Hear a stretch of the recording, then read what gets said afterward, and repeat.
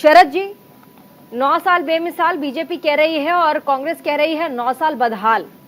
बदहाली में 9 बड़े सवाल कांग्रेस की तरफ से पूछे गए, जैसा कि अभी अभी आपने सुना कि सरल पटेल अडानी का नाम ले रहे थे। उन्होंने कहा जिस तरीके से इकोनॉमी कोलैप्स हुई है, अडानी को सबसे ज्यादा उनको फेवर्स दिए गए। आपको लगता है कि 9 साल में ऐसे काम हुए हैं जिससे देश विकास की ओर नहीं बढ़ा बल्कि और भी ज्यादा पिछड़ा है, या फिर जिस तरीके से आज आप देख रहे हैं वैश्विक तौर पर देश का कद बढ़ा है? मैं सिर्फ प्रधानमंत्री नहीं कहूंगी, क्योंकि प्रधानमंत्री अगर विदेशों में जाते हैं तो वह देश का प्रतिनिधित्व करते हैं, देश के प्रधानमंत्री होते हैं। आपको नहीं लगता कि प्रधानमंत्री और देश का कद बढ़ा है वैश्विक तौर पर? जिस तरीके से आज जब भारत कहीं पर शिरकत करता है तो वहां पर जो तमाम दूसरे देशों के प्रधानमंत्री होते हैं, राष्ट्रपति होते हैं, और जिस तरीके से खड़े होते हैं, प्रधानमंत्री का स्वागत करते हैं, वो भारत का स्वागत है। छवि बदली है, लीड करने की क्षमता बढ़ी है। तो ऐसे में क्या कहेंगे आप, क्योंकि आप इकोनॉमिस्ट हैं, आप ज्यादा बेहतर बता पाएंगे। देखिए, मैं राजनीति से नहीं आता हूं और मैं आपको बिल्कुल जो असली पिक्चर है वही बताऊंगा। हम ये तो नहीं कह सकते कि हम सरकार को 10 में से 10 नंबर दे सकते हैं। ये तो मेरे ख्याल, मुझे लग रहा है जो हमारे भाजपा के प्रवक्ता हैं वो भी इस बात को स्वीकार करेंगे। अगर नहीं करते हैं तो वो गलती करेंगे कि 10 में से 10 नंबर अगर आप अपने आप को देना चाहेंगे तो वो देश की जनता और विपक्ष दोनों उसको नकार देंगे। परंतु ये सच है कि भारत की छवि बदली है। आज जहां कल आपने जर्मनी के आंकड़े देखे, रिसेशन में चला गया, दुनिया की चौथी सबसे बड़ी अर्थव्यवस्था रिसेशन में है।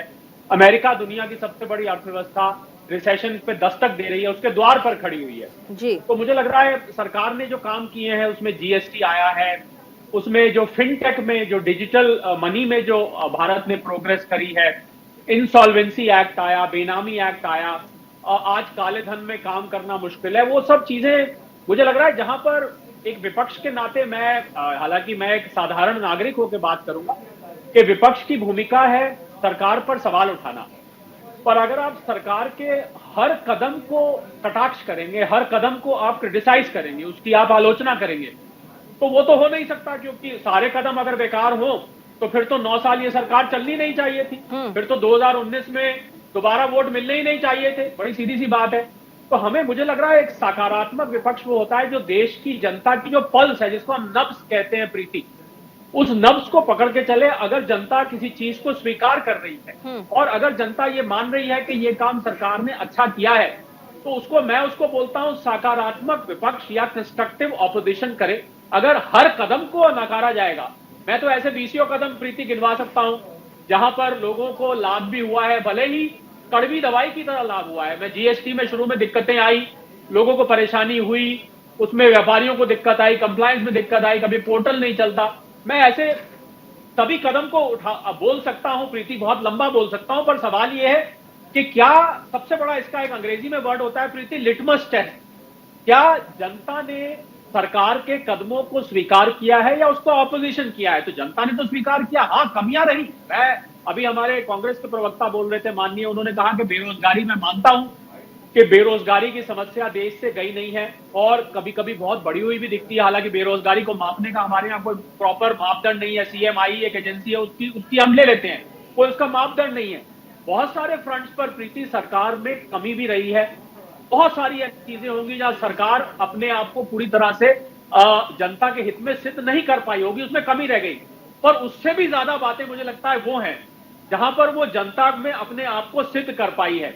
अब बहुत बड़ा सवाल प्रीति मैं उठा रहा हूं, और क्योंकि यहां पर राजनीतिक भाई बहन भी हैं, मैं चाहूंगा कि आप इस सवाल को, मेरे इस सवाल को रेजोनेट करें कि क्या मोदी जी, और ये सवाल पे ध्यान दीजिएगा, क्या मोदी जी अपने दम पर 2019 में दोबारा आए और मान लीजिए 2024 में भी दोबारा आते हैं, क्या अपने दम पर आ रहे हैं या एक कमजोर विपक्ष के दम पर वो दोबारा आ रहे हैं? मुझे लग रहा है अगर इस प्रश्न का उत्तर ढूंढ लिया जाए तो इस सारी डिबेट का जो रस है वो निकल के आ जाएगा। इस सवाल आर्थिक तौर पे, आखिरी सवाल प्रीति, आर्थिक तौर पे प्रीति, आखिरी सेंटेंस बोल रहा हूं। ये सच है कि आईएमएफ और वर्ल्ड बैंक जैसी संस्थाओं ने भारत को आज चमकता सितारा बताया है। भारत $3.5 ट्रिलियन की इकोनॉमी हो गई है, 5वीं दुनिया की सबसे बड़ी इकोनॉमी हो गई है। मैं समझता हूं, चलिए गरीबी नहीं हटी है, बेरोजगारी नहीं हटी है, पर भारतीय अगर इस बात को सोचता है तो उसके लिए ये फख्र की बात है प्रीति।